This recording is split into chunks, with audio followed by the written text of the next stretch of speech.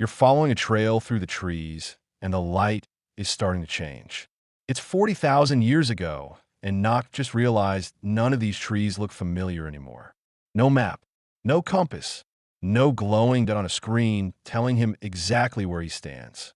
Just trees closing in and a fire he now can't find his way back to. If he never finds his way back tonight, you would not exist to feel your own heart race right now. And here's the part that should unsettle you. What's happening in his chest is happening in yours too. Tonight, you'll see exactly what a lost brain does, and scientists have caught it happening live.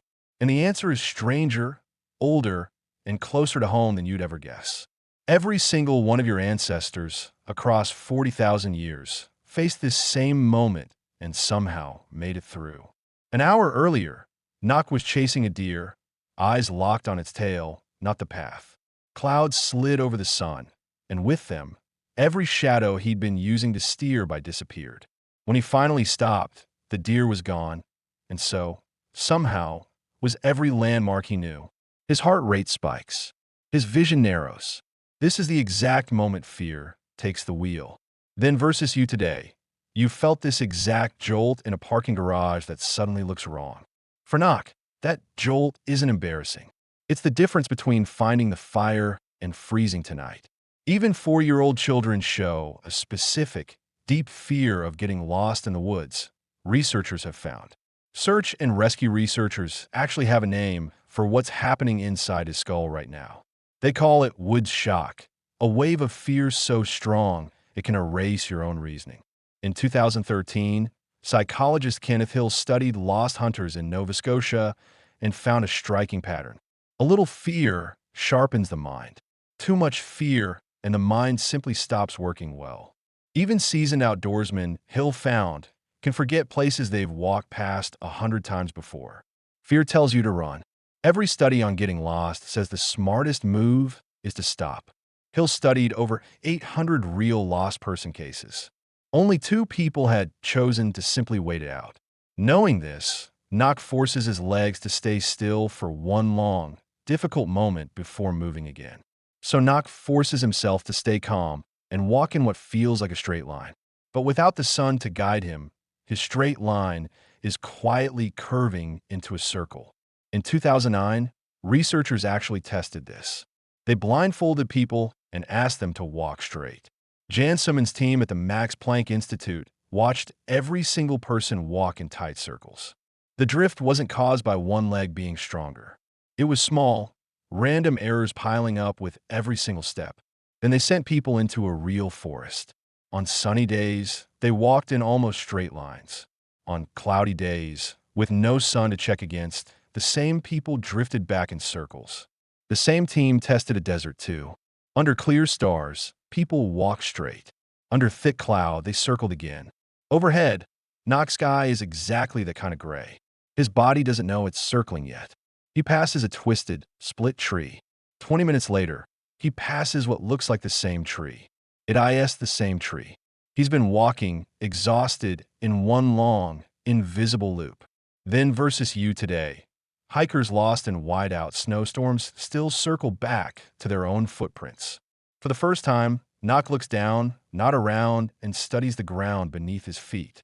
One of humanity's oldest survival skills is hiding in plain sight, reading your own footprints backward. In the Kalahari Desert, expert trackers can read a single footprint like a written sentence. Depth, angle, even a dragging toe can reveal age, weight, speed, even how tired someone was. Anthropologist Louis Liebenberg spent years documenting how sand hunters track prey across brutal, open terrain. The same skill, run backward, is one of the most effective ways to find your own way home. Some researchers believe this tracking instinct is tied to persistence hunting, a skill dating back nearly 2 million years. Nock kneels and starts tracing his own trail backward, print by print, toward where he began. Search and rescue data backs this up. Backtracking works, but almost nobody thinks to try it. Good trackers also read wind, moss growth, and worn animal paths, stitching together clues most people never notice. Sometimes trackers climb the highest point they can find, just to see farther than the trees allow. Nock spots a low ridge nearby and starts climbing, Ash scrambling up the rocks just ahead of him. From the ridge, Nock searches the gray sky for the one thing that could save him: the sun. Long before compasses existed, the sun was humanity's very first direction-finding tool, and it still is. In 2019, researchers studying the Benjul Bayaka people of the Congo rainforest found something remarkable. They asked children and adults to point toward places they couldn't see. The accuracy stunned them. Children as young as 6 pointed almost as accurately as adults, especially when they could glimpse the sun. It was the first real proof that humans use the sun as an internal compass, learned through play. Researchers note this solar compass instinct is strongest in children who grow up moving freely through open, natural terrain. For a few seconds, the clouds above Nock thin, just enough to show where the sun is hiding. He remembers which way the smoke drifted that morning and lines it up against the pale patch of light. If you've ever used the sun or stars to find your way, drop it in the comments. For the first time since he got lost, Nock is moving with a direction, not just hope. On the other side of the world, one culture built something even bigger than a solar compass. Aboriginal Australians carry entire maps in memory, called songlines, sung in the exact order the land appears. Sing the song correctly, and the waterholes, ridges, and landmarks unfold in exactly the right sequence.